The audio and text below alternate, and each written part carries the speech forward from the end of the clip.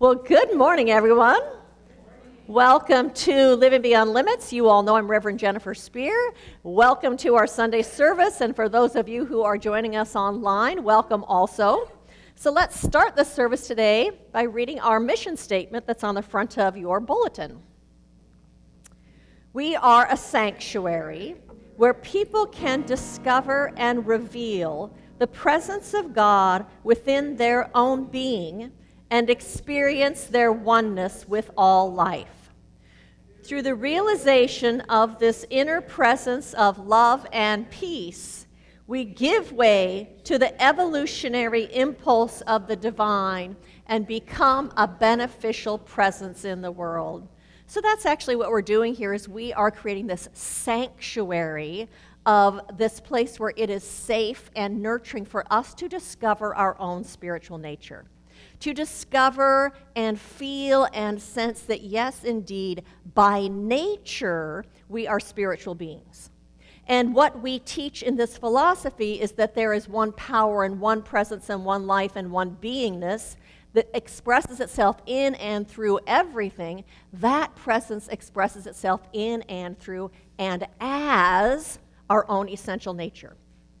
Because what happens is, as we wake up to that truth, as we wake up to the fact that that presence is within us, that means then always, regardless of what's happening in the world, peace is already within us.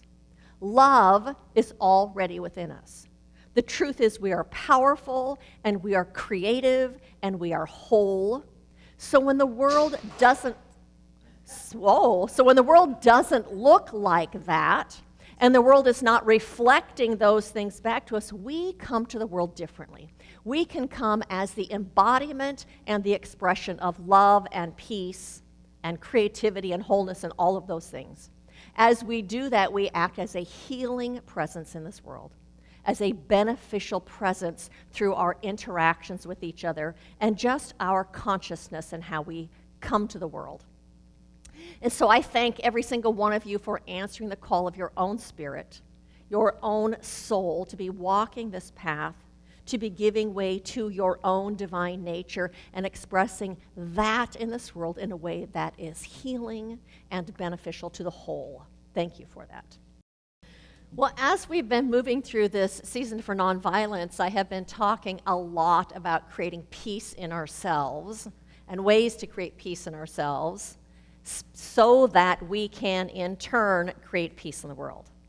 Because what happens is, when we are peaceful on the inside, we come to the world with greater kindness and greater compassion and more love and more care. I've also been talking a lot about things that we can do to move through the challenges and through the circumstances that are happening in the world or in our own lives with a greater sense of well-being. Because I know that there are many people here and elsewhere who feel very concerned about some of the things that are going on, and a lot of people who feel overwhelmed. Dale Carnegie said, obviously, circumstances alone do not make us happy or unhappy. It is the way we react to circumstances that determines our feelings. Jesus said that the kingdom of heaven is within you. That is where the kingdom of hell is also. Do you feel like you've kind of been creating hell for yourself sometimes lately? You know, we are being bombarded so much by the 24-hour news cycle and the news media. And then we have our own worries and concerns about things that are happening. And then when we listen to that media, there are so many worst-case scenarios that are actually being postulated. It's hard not to feel overwhelmed right now. It's hard not to feel that way. And I know that for all of us, and I think most people, we wrestle with our desire to be informed along with our desire to have a sense of well-being. We're doing class right now, Magic of the Soul, and last week Rebecca shared a quote with us that says, "What is my own role in my misery?" That can go for anything that's going on in our lives. What is my own role in my misery here? If we only focus on the chaos and we only focus on what is problematic, we are not able to function well in the world. We are certainly not able to function at our highest level when that's all we are focusing on. And so today, the title of my talk is Creating Buoyancy.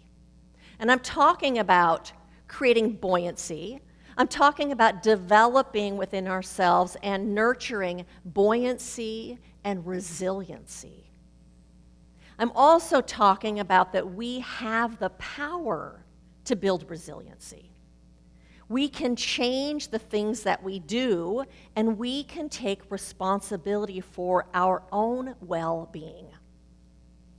Resilience is defined as the ability to successfully adapt to stressors, maintaining psychological well-being in the face of adversity, the ability to bounce back. So we want to create resiliency within ourselves. And so I was reading an article in Psychology Today, and it said, today research has shown that while some people seem to come by resilience naturally, these behaviors can be learned. Whether you're going through a tough time now or you want to be prepared for future challenges, you can build resilience by finding purpose, believing in yourself, developing a social network, embracing change, being optimistic, nurturing yourself, develop problem-solving skills, establishing goals, taking action, and committing to building skills over time. And so today, I'm going to talk about 3 of those as a way for us to build resilience. And those 3 are, one is finding and living with purpose, with soul purpose. The second one that I'm talking about is being optimistic, and the third one is nurturing ourselves. And so the first one, finding and living with purpose. As human beings, and because we are spiritual beings, we have a deep need to live with purpose, with a sense of purpose. We have a need to make a positive impact on the world around us. We have a need to be a beneficial presence in this world. And when our actions align with our soul purpose, then regardless of what's happening in the world, then we feel like we are making a difference.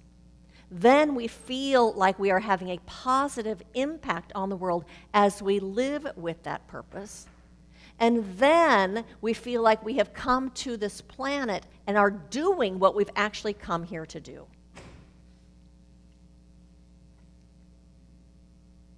Soul purpose is defined as what you love to do that makes the world a better place and contributes to life. It can be done through any career, any service, at any moment, in any interaction.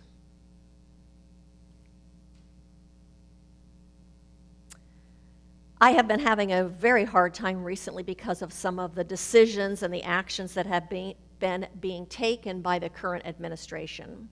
And in class this week, we did a meditation that was kind of a body scan. You went through all the parts of your body and actually giving appreciation for them.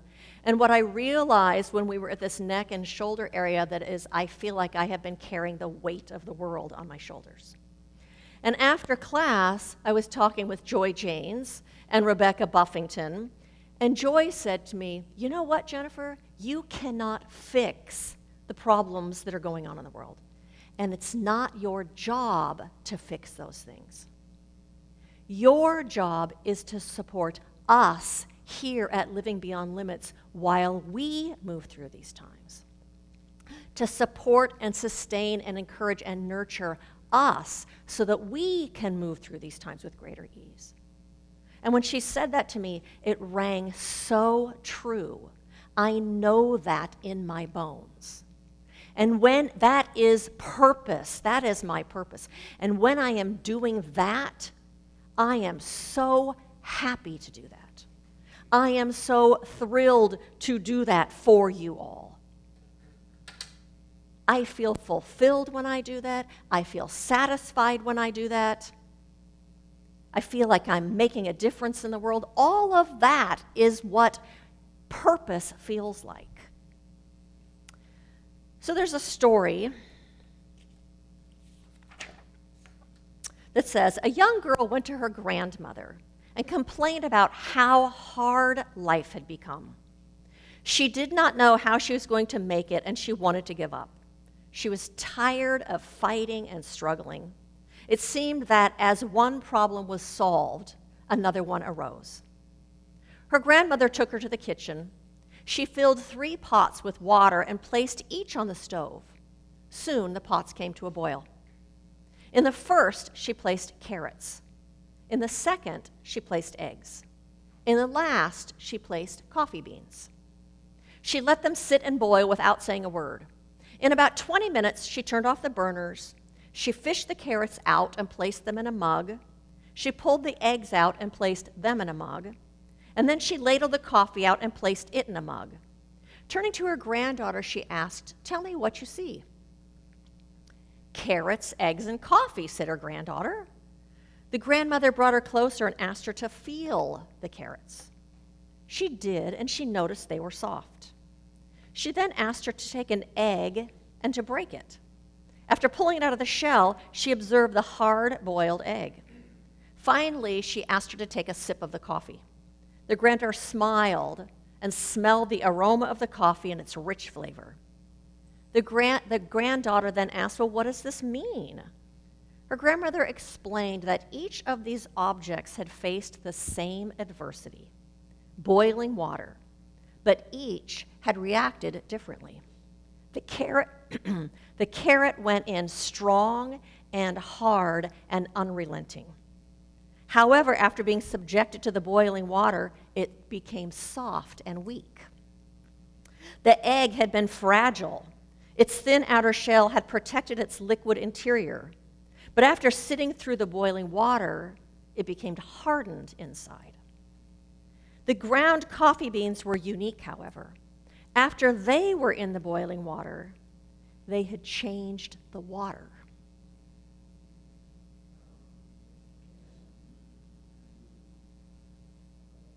When we live with purpose, it changes what's going on out here.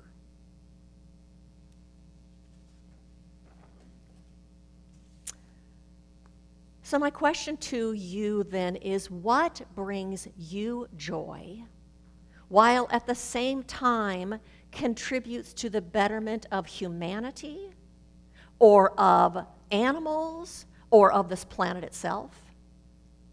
While at the same time you feel fulfilled doing that thing.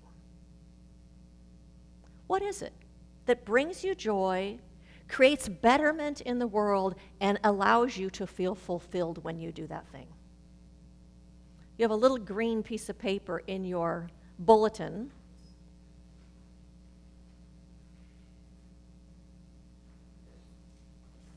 So I invite you to feel inside of yourself, what is it that brings me joy, contributes to the betterment of life, and that enables me to feel fulfilled?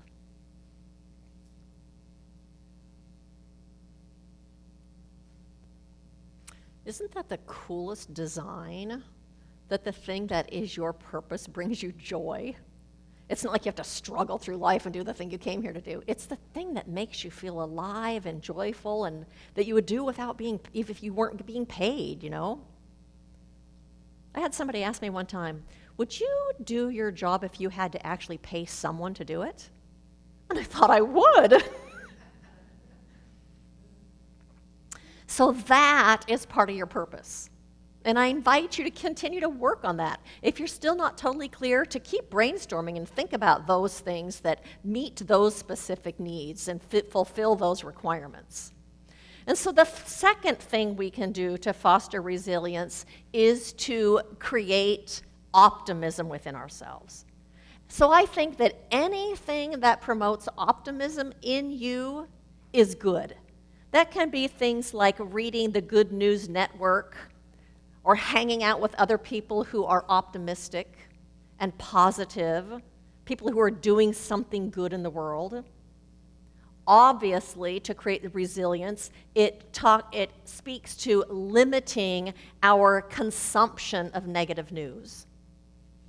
It takes mindfulness, creates resiliency, paying attention to when we are catastrophizing and making up stories that haven't even happened yet.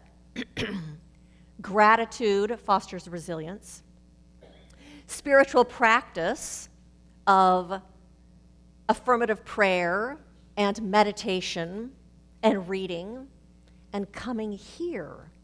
Does coming here help you move through this time? Absolutely. That inner, connecting with your inner beingness and connecting with spirit create resiliency. Spending time with like-minded people who love you, reframing negative thoughts, and telling yourself the truth, the capital T truth. And then you can continue doing that through affirmations. You can do that in your meditations to use that word as a mantra, whatever it is that you're telling yourself is the truth. But we are responsible for our own well-being. Ernest Holmes, the founder of this philosophy, said, "Do we have enough conviction to turn away from negative conditions and contemplate their opposites? Can we turn away from poverty and accept abundance? Can we turn away from illness and believe in health? Can we separate ourselves from unhappiness and accept happiness?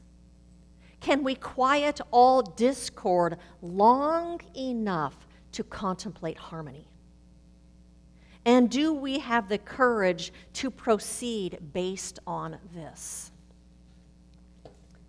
Can you hold in your consciousness the truth right in the middle of the problem?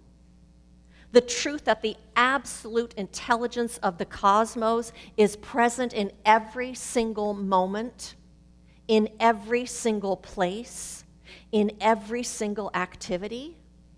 That is the truth. Can you turn your attention from the problem and recognize that that absolute intelligence is right where you are and that it fills everything? Can you hold that intelligence, even if you can't see it, but you can know that that intelligence is present in all of the players?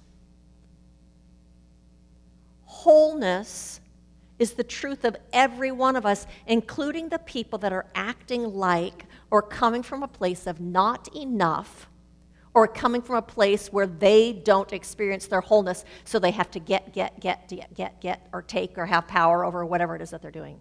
Can you hold in your consciousness the wholeness within that person?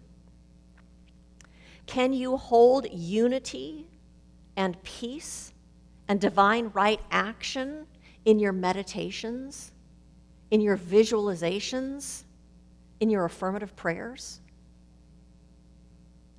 Those things build and create resilience and buoyancy. They also create space in consciousness for those things to set down roots and become established in this world of form. Richard Rohr said, "All great spirituality is about letting go. It trains us in both detachment and attachment. Detachment from the passing so we can attach to the substantial. Detachment from the things that we don't like and don't agree with so that we can hold on to the truth in that moment. Letting go of what doesn't match your desired outcome and hold on to the truth that there is an eternal, unchanging presence that is present and active now. That one infinite love intelligence is omnipresent. A father took his boy to a toy store. The boy got away from his dad and found a blow-up clown. The boy looked at it for a minute, and then he drew back his fist and hit the clown just as hard as he could right in the nose. The clown fell over and then popped right back up. The confused boy backed off, and looked again, and then hit him again as hard as he could. Again, the clown fell over, and again, the clown popped right back up. The boy's father walked around the corner and saw his son hit the blow-up clown. Father asked his son, "Why do you think he came back up when you hit him and knocked him down?" The boy thought for a minute and said, "I don't know. I guess it's because he's standing up on the inside." He's standing up on the inside. That's what we do for ourselves. We create and do what we need to do so that we're standing up on the inside, regardless of what knocks us down, so we come right back up. The third and last thing that I'm going to talk about that we can do to create resiliency is to nurture ourselves, to take time out to rest, to take time out to feed our souls, to take care of our bodies and our minds and our spirits, to be gentle and kind and loving with ourselves, to eat well and sleep well, to set boundaries for our own well-being. Do things that calm yourself, things that bring you peace, things that make you feel joyful. Enjoy a hobby. Pursue some interest you haven't pursued. Take a class. Read something that is inspiring or that makes you feel good. Make art. Listen to music. Sing, dance, laugh. Spend time with friends and spend time with people where you belong. The studies show that being with people where we feel like we belong creates resiliency. I have been doing paint by numbers. I'm on my second paint by number picture. They have kits that you can buy that have the canvas and all the paints and everything that comes with it, and it's so much fun. I painted a picture of two birds with a few flowers and vines, and now I'm painting a big picture of a calf that has a ring of flowers on her head. It's so much fun and so good for me to take a break from it all, because you really have to focus when you do paint by numbers. Let's see, this is a 4 and a 4 and a 4. You're looking. It doesn't give me space to think about other things.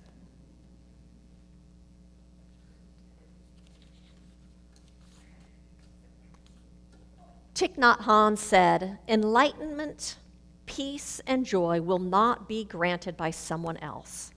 The well is within us. If we dig, the water will spring forth." We are being called to dig deep. We are being called to live with purpose every single day. Do something every day where you feel like you are on purpose. Cultivate optimism within yourself. Hang out with optimistic people. Read things that bring forward optimism in you.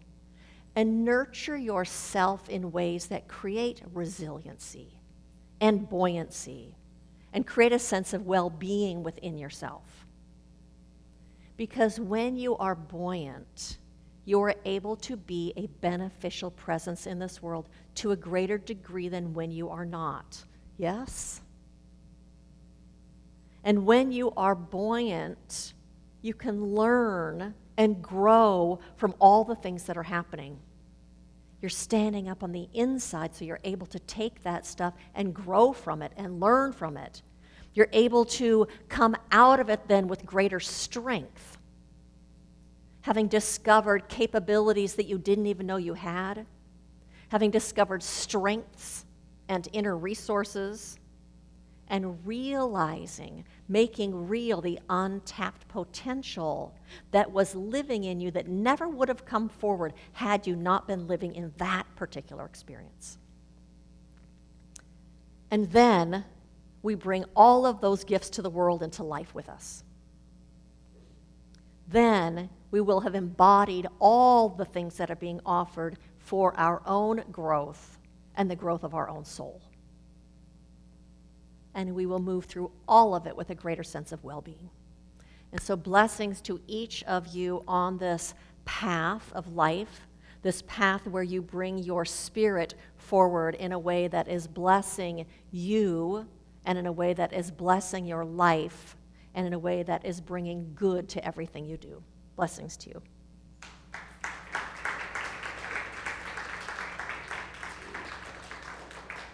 And so I invite you to join me in an affirmative prayer as we turn our attention to the truth that, yes, indeed, that omnipresence of spirit is right where we are.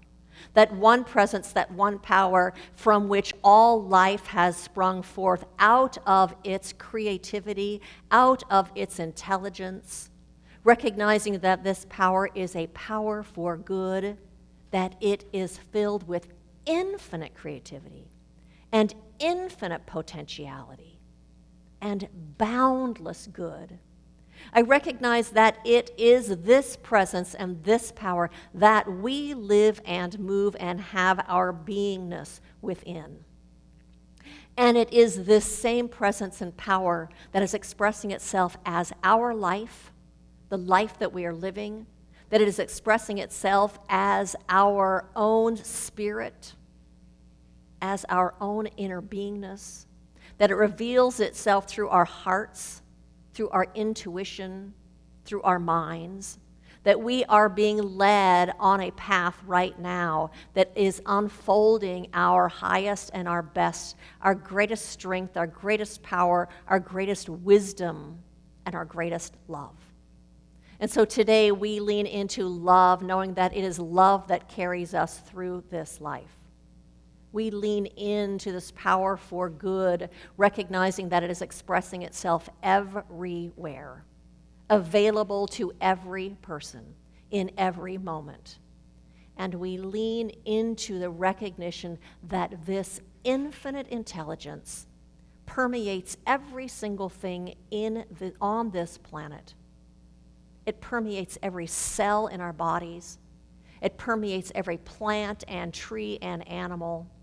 And that same intelligence permeates the minds and the bodies of every single world leader, decision maker, politician, military leader, that the love and the intelligence of spirit are downloading themselves within those people right now.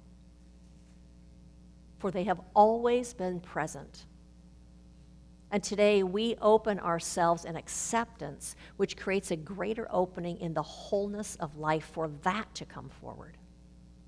And so we put our faith and our trust in this one. And so with high anticipation and with abiding faith, we stand in this truth. And so I release this prayer into that law of the universe that is a law of reflection, so that it is reflected right back to us. And so in gratitude, I invite you to join me in saying, and so it is. And so I do have a couple of invitations for you as opportunities to participate in this family. Today, we are having our annual business meeting after service. We're going to be talking about the things we did last year and making plans for this coming year, voting on board members and passing a budget. We are also having a soup, salad, bread, and dessert potluck beforehand, so everyone is welcome to stay for that. Oh my gosh, my most favorite day of the year is right around the corner. Daylight savings happens on March 8th, so don't forget to set your clocks so you won't miss church that day. We are also working on updating our directory that has everyone's contact information in it. Pat Scott is working on that.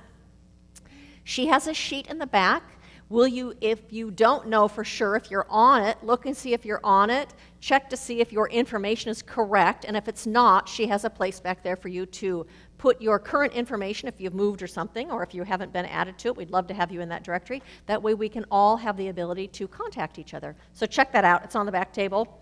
Pat and Mike are working with the unhoused in Long Beach. Will you raise your hand if people don't know who Pat and Mike are? If you would like to join them in doing that, they would love to have you participate. Our Sunday talks come up on our website on Tuesday. They get posted to our YouTube channel. I invite you to share them with your friends. That's how we get the word out there. If you know of anybody that you think might be interested in what we're talking about, to share that with those people. We have prayer shawls if you would like to take a prayer shawl. We have ministry of prayer if you would like to fill out a prayer request. The box is in the back. We will support you during the week. And the practitioners are happy to sit down and do prayer with you. And we invite you to follow us on social media, on Facebook, and Meetup and Instagram. And so I invite you to repeat after me. Good fills my life now. Good fills my life now. I recognize it. I savor it. I own it. I am it.